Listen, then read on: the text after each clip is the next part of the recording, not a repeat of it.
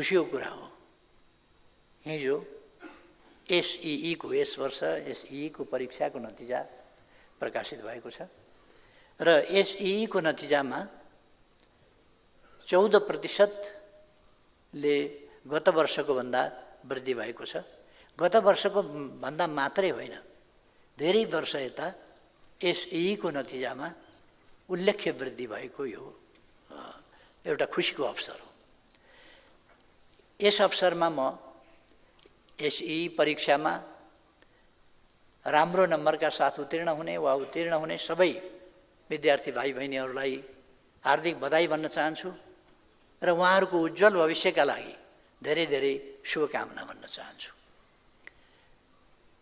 मेहनतका साथ अध्ययन गरेर आफ्नो परिश्रमलाई सफलतामा पुर्याउने र देशको रेकर्डलाई पनि माथि नकारात्मकबाट सकारात्मकतिर 48% भन्दा कमको अवस्थाबाट 61.81% को नतिजा पुर्याउन मेहनत गर्ने विद्यार्थी भाइ बहिनीहरूलाई विशेष धन्यवाद भन्न चाहन्छु।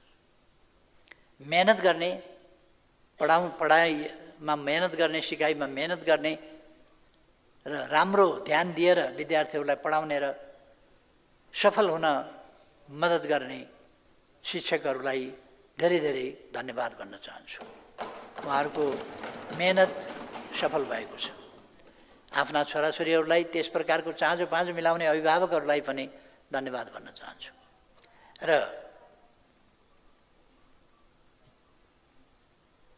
यो नतिजा आएकोमा हामी सबै खुसी छौँ, खुसी हुनुपर्दछ।